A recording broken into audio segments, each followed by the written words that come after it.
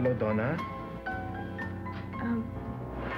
Sweetheart, anything wrong?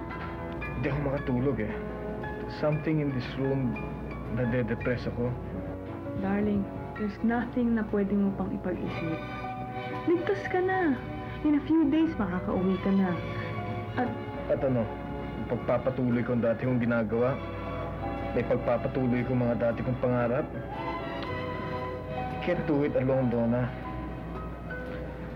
Buti na lang nandiyan ka. Without you, wala na siguro kung ano na nagawa ko ngayon. Ronnie, walang mangyayari sa'yo kung paghihinaan ka ng loob. Harapin mo naman ito. Harapin mo na itong bago mong katayuan. Ipakita mo naman sa akin na malakas na rin ang loob mo dahil yun ang palaging hinahangaan ko sa'yo, maski noon pa.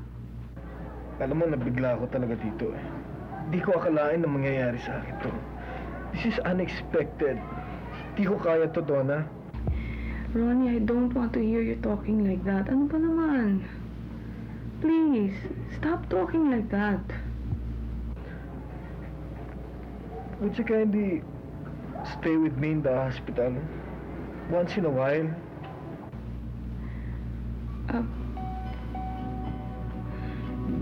Kasi ano eh, Please, Donna. Once in a while lang. okay. Okay. I'll be there in a while.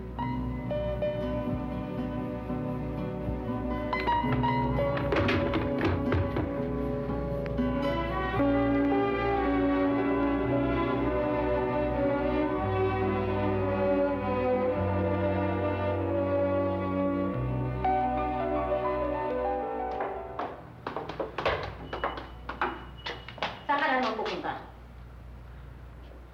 Sandali lang ako, ma'am. Ano sandali lamang? Kararating mo lamang pagkatapos sa alis ka na naman. Tika mo itsura mo. You look so cheap. Para kang hindi naligo ng 3 araw. Donna, I would like to remind you na meron tayong pangalan sa lipunan na kinakailangan pakaingatan natin. Ito'y pinakaingatan ko sa pulong mamatay ang papa mo. And I expect you to do the same thing. O nga pala, what's with you and Chuck? Ma'am, we're just friends. Friends? Meron bang friends na ganyan? Pagka siya ang kasama mo, 3 araw ka nawawala? Ma'am naman, dumi-dumi naman ang isip niyo. Anong dumi-dumi? Saan ka natutulog pagka nawawala ka rito? Sa bahay ni Sandra. I have been calling up Sandra.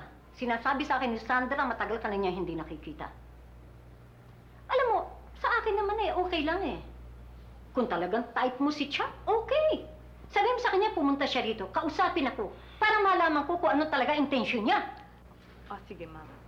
Papupuntahin ko dito si Chuck para sabihin niya sa inyo yung intensyon niya sa akin. Okay? Satisfied? Bye-bye. Have to go.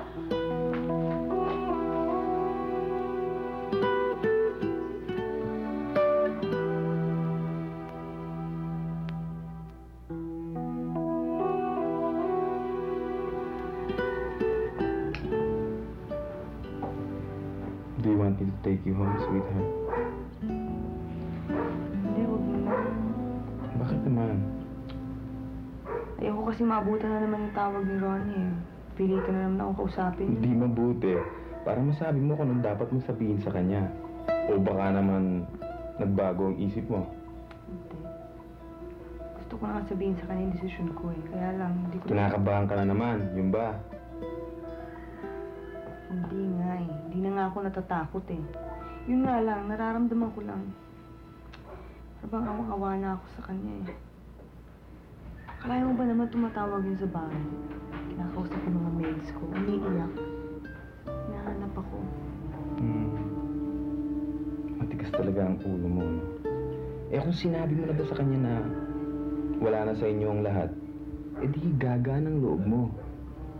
Total, nandirito naman ako. Ako naman ang magmamahal sa'yo. Di walang problema, diba? Well, nahanapan ko lang ng tamang timing. Dahil, as it is, para pang he's still trying to get used to what happened to him now. kung kaagad ko naman gagawin ito, baka naman sobra naman siyang masyak. Ang gusto ko lang talagang gawin ngayon, gusto ko lang makalimot. Gusto ko lang gumaan yung konsensya ko dahil kung tatalikuran ko talaga siya, ayoko pang magsisit, mag-isip eh.